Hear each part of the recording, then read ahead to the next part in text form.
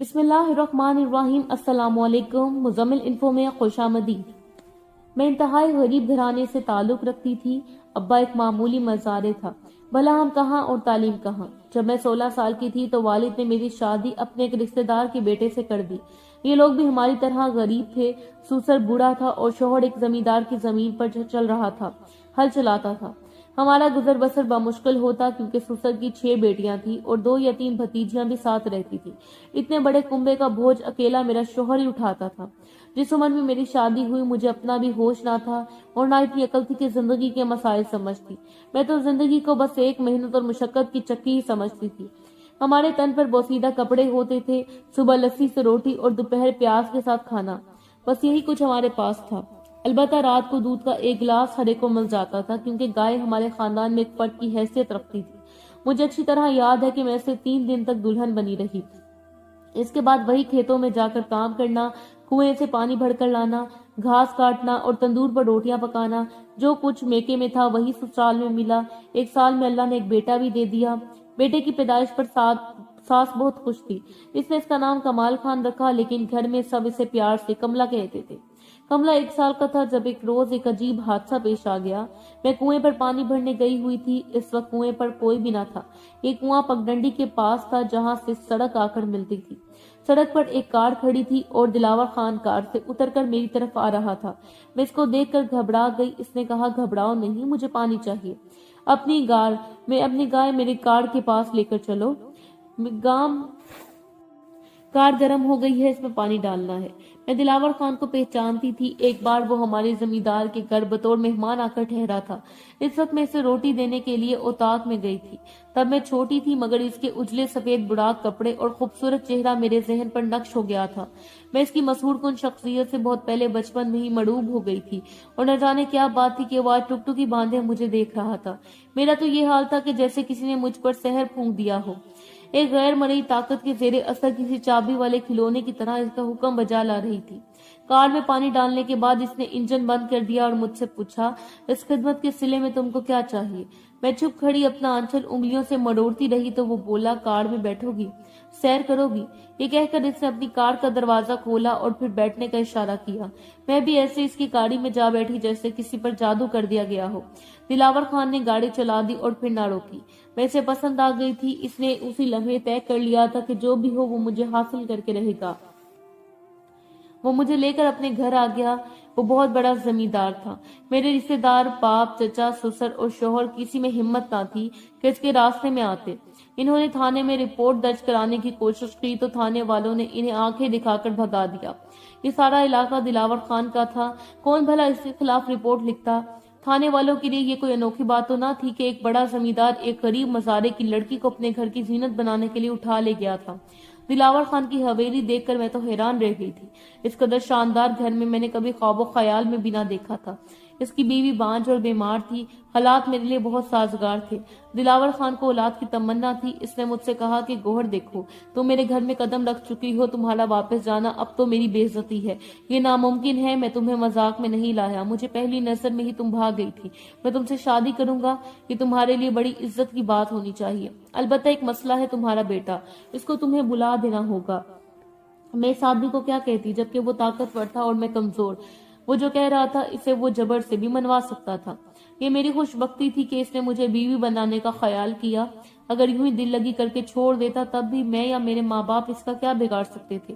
میرے سسر، والد اور شوہر کو بلوا کر اس نے اپنا ارادہ ان پر ظاہر کر دیا اور میرے شوہر کو حکم دیا کہ وہ مجھے طلاق نامہ لکھ دے۔ یہ سب لوگ جانتے تھے کہ اگر انہوں نے سیدھے طریقے سے دلاور خان کی بات نہ مانی تو پھر وہ ان پر تا حیات زندگی بھی تنگ کر دے گا۔ غریب تو اپنی غربت سے مجبور ہوتا ہے اور یہی میرے وارثوں کی بے بسی تھی۔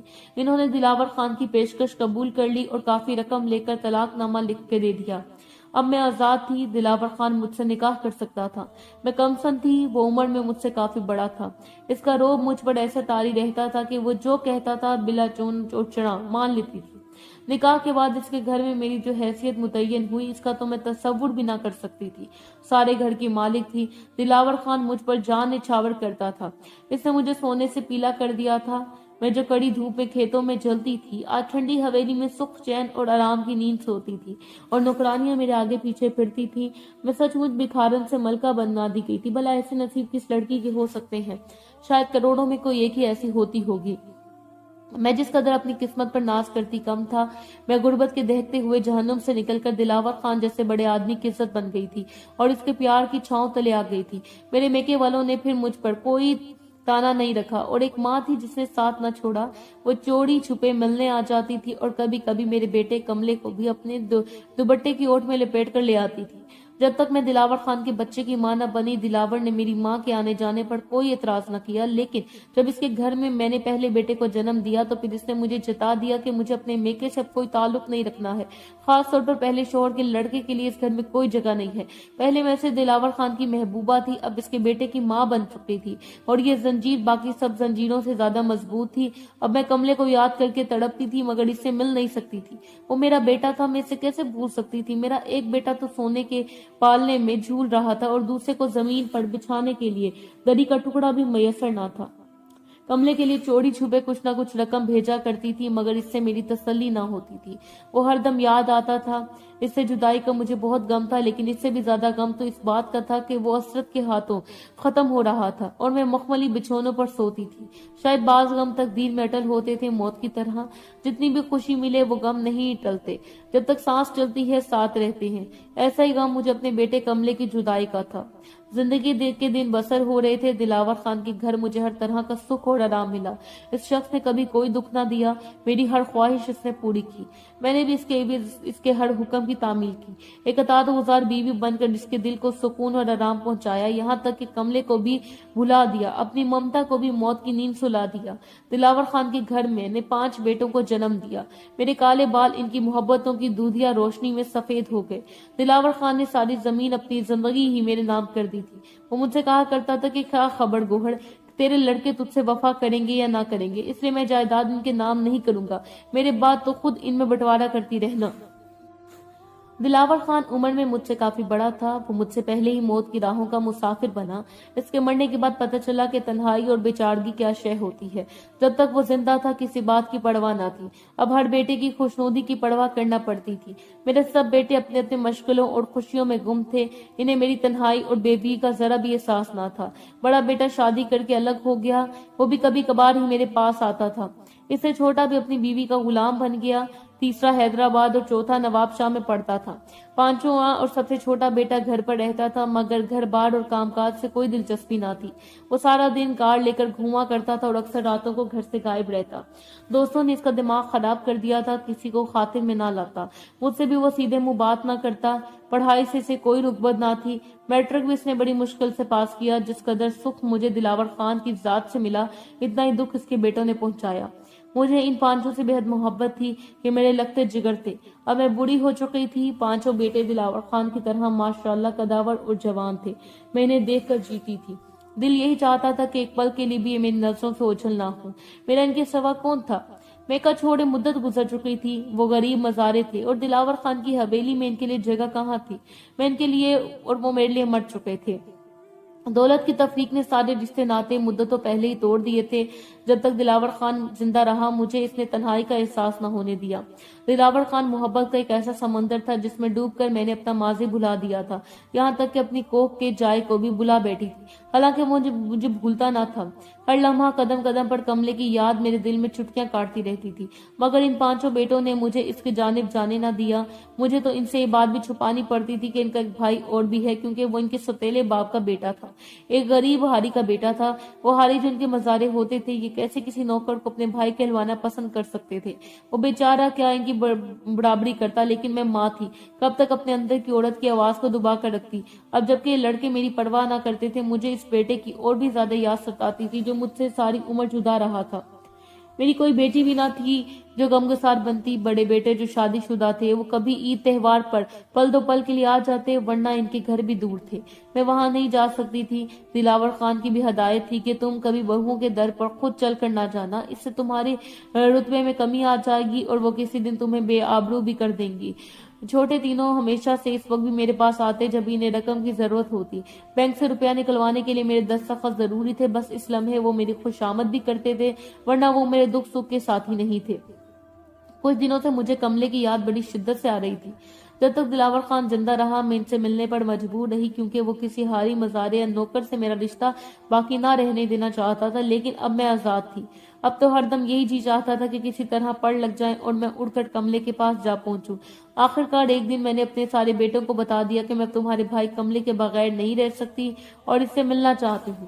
میرا یہ کہنا تھا کہ سارے لڑکے سیخپا ہو گئے اور خفا ہونے لگے کہ کہاں میں ایک ایسی بات سے منہ نہ نکالوں جو ان کے خاندان کے وقار کی شایان شان تھی۔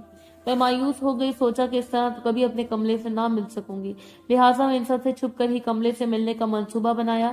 جب پہلی بار اس کے سامنے گئی تو وہ ہکا بکا رہ گیا، جلدی سے چارپائی سے اٹھ کر میرے قدموں میں بیٹھ گیا۔ اس کے آنسو میرے پیروں پر گرنے لگے، وہ اتنا رویا کہ میرا دامن تڑ ہو گیا۔ بڑا دکھ ہوا اس کی حالت دیکھ کر۔ میری ممتا نے خود سے شرما کر میرے دوپٹے کے پلو میں منہ چھپا لیا۔ کیسی ماں تھی میں کہ اتنے طویل عرصے تک بھی اپنے لگتے جگر کو فراموش کیے رکھا، مگر کملے نے مجھے ایک لمحے کو نہ بھلایا۔ بھیگی آواز میں بتایا کہ میری حویلی کے اس نے ہزاروں چکر کاٹے، مجھ سے ملنے کو بڑے جتن کیے، میں خان کی زمین پر نوکر ہونے کی کوشش کی، دلاور خان کو سفارش کرائی، مگر خان نے مجھ تک ان اطلاعات کو پہنچنے نہ دیا۔ میرے بڑے نصیب کے وہ مجھ سے نہ مل سکا۔ ماں میں تو تیری صرف ایک جھلک دیکھنے کو اپنی جان تک دے سکتا تھا۔ وہ سسک سسک کر فریاد کر رہا تھا اور میرا دل اس کی ہر سسکی پر لہو لہو ہو رہا تھا۔ اس روز بھی میں جی بھر کے روئی تھی، وہ مجھے آنے نہ دیتا تھا، بار بار پاؤں پکڑ کر کہتا تھا ماں اللہ کے لیے اب تو نہ جا، میرے دل میں یہ بڑی حسرت ہے کہ تو اب میرے ساتھ رہے اور میں عمر بھر تیرے قدموں میں بیٹھا رہوں، آخری دم تک تیری خدمت کروں۔ ماں میں غریب ضرور ہوں لیکن ہوں تو تیرا بیٹا، تیرے لیے اتنا کما کر لے آؤں گا کہ تو آرام سے زندگی کے باقی دن گزار لے گی۔ کملے کا پیار، اس کی باتیں، اس کی حسرتیں اور بھولا پن، ہر بات میرے دل میں ترازو ہو رہی تھی، اور اس کے میلے کچلے پھٹے پرانے کپڑے اور کھردرے ہاتھ پاؤں، اس کا دیہاتی پن، ہر شے میرے سینے میں زخم ڈال رہی تھی۔ میرے پانچوں بیٹے تو عیش و آرام میں تھے، ہر ایک کے پاس اپنی گاڑی، اپنا مکان، اپنی زمین تھی، مگر میرے اس پھول کے تن پر کپڑے تک سالم نہ تھے۔ میں اس کی بد نصیبی پر حیران تھی کہ جس نے کملے سے ماں باپ کا پیار چھین لیا، جس کو سخت مشقت کے باوجود پیٹ بھر کر کھانا نصیب نہ تھا، بڑی مشکل سے اس نے مجھ کو جانے دیا، دور تک چھوڑنے پیچھے آیا، بار بار التجا کر کے کہتا ماں اللہ کے لیے اب نہ جا، میری غربت سے نہ ڈر، میں اتنی محنت کروں گا کہ تو سکھی رہے گی۔ میں گھر لوٹتی تو میرے بیٹے مجھ سے دو دو ہاتھ کرنے آئے تھے، ان کو علم ہو گیا تھا کہ میں کملے سے ملنے گئی تھی۔ سب نے مجھ سے جھگڑا کیا اور اپنی جائیداد طلب کی جن کا باپ میرے نام کر گیا تھا۔ وہ میرے شرعی حق بھی مجھ کو نہ دینا چاہتے تھے، شاید ان کو ایک خطرہ محسوس ہوا کہ میں کہیں اپنے حصے کی جائیداد کملے کو نہ دے دوں۔ میں نے بغیر کسی ہیلو ہجرت یہ بھی پانچوں میں تقسیم کر دی، کیونکہ یہ ان کے باپ کا ورثہ تھا، میرے بعد بھی ان کو ملنا تھا۔ اس کے بعد انہوں نے فیصلہ سنایا کہ میں نے چونکہ ان کی عزت کا خیال نہیں کیا اور معمولی ہاری لے کر گھر چلی گئی، لوگوں کو بھی علم ہو گیا کہ ان کا سوتیلا بھی کوئی بھائی ہے جس کے باعث ان کی بے عزتی ہوئی، لہٰذا وہ میرے پاس نہیں آئیں گے۔ مجھ کو بڑا دھچکا لگا۔ میرے اپنے بچے جن کو میں نے جنم دیا، پالا پوسا، آج دولت کے گھمنڈ میں مجھ کو ہی آنکھیں دکھا رہے تھے، اس لیے آئندہ میں ہمیشہ کے لیے کملے کو بھول جاؤں اور کبھی دوبارہ اس سے ملنے کی جرات نہ کروں۔ یہ بھی وہ بھول گئے کہ جیسے میں ان کی ماں ہوں اس کی بھی ہوں۔ اب جبکہ میں اپنے پہلے بیٹے سے مل چکی تھی، ممتا کی مرجھائی کو نبل پھر سے تازہ ہو گئے تھے، اب میں پھر بھی ان سے ملے بغیر نہیں رہ سکتی تھی۔ میں نے فیصلہ کر لیا کہ جوانی میں نے ان بچوں کو دی جو دلاور خان کے بچے تھے، تو بڑھاپا اپنے غریب بیٹے کو دوں گی۔ میں نے پھر بھی عید کے دن تک انتظار کیا، جب عید کے روز بھی یہ پانچوں میرے پاس نہ آئے تو دل بری طرح ٹوٹ گیا، اور پھر میں نے دلاور خان کے گھر کو چھوڑ دینے کی تیاری باندھی۔ جو نقدی زیورات تھے وہ میں ان لڑکوں کے تایا کو بلا کر ان کے حوالے کیے کہ یہ پانچوں میں برابر تقسیم کر دیجیے گا، تاکہ میرے بعد وہ ان چیزوں کے لیے بھی نہ لڑتے رہیں۔ میرا عمرہ کرنے کا ارادہ ہے اور زندگی اور موت کا پتہ نہیں ہے، انہوں نے ایسا ہی کیا۔ امانتیں وارثوں کو پہنچ گئیں۔ میں 2 جوڑے کپڑے کے ساتھ کملے کے گھر آ گئی اور پھر ہم عمرے پہ چلے گئے۔ میرے بیٹے نے کچھ پیسے اپنی محنت سے جمع کیے تھے، وہ اپنی رقم سے میرے ہمراہ گیا۔ کملا تنہا رہتا تھا، باپ مر چکا تھا، اب اس کو میری اور مجھے اس کی ضرورت تھی۔ میں جانتی تھی دلاور خان کی اولاد ہونے کے ناطے وہ اس غریب کو کبھی اپنا بھائی تسلیم نہیں کریں گے، کیونکہ وہ کملے کی سماجی کمزور حیثیت کو اپنی عزت پر دھبا سمجھتے تھے، لہٰذا میں خود ان سے دور رکھنا چاہتی تھی۔ کملے نے باپ کا 5 مرلے کا گھر بیچ دیا اور ہم شہر آ بسے۔ یہاں اس نے محنت مزدوری کی، وہ اپنی حلال کی کمائی سے اپنا اور میرا پیٹ پالنے لگا۔ سمجھتی تھی کہ میرے لڑکوں کو کا غصہ وقتی ہے، کبھی نہ کبھی ضرور ایک دن خود مجھ سے ملنے آئیں گے، مگر وہ نہ آئے۔ ان کی جدائی کا غم ضرور ہے، لیکن اب مجھے اپنی ممتا کی دولت اپنی غریب بیٹے پر نچھاور کرنی ہے، تاکہ میں اس کے کچے گھر کی میں عزت اور سکون سے مر سکوں۔ اور یہ کہ کھویا ہوا بیٹا مل گیا، لیکن میرے 5 بچے کھو گئے۔ پہلے کملے کے لیے بے سکون تھی، اب ان کے لیے بے سکون رہتی ہوں۔ عورت کی بھی کیا قسمت ہے، اس کو کہیں سکون نہیں ملتا۔ سکھی بھی ہوں تو اولاد کا کوئی نہ کوئی دھڑکا لگا رہتا ہے۔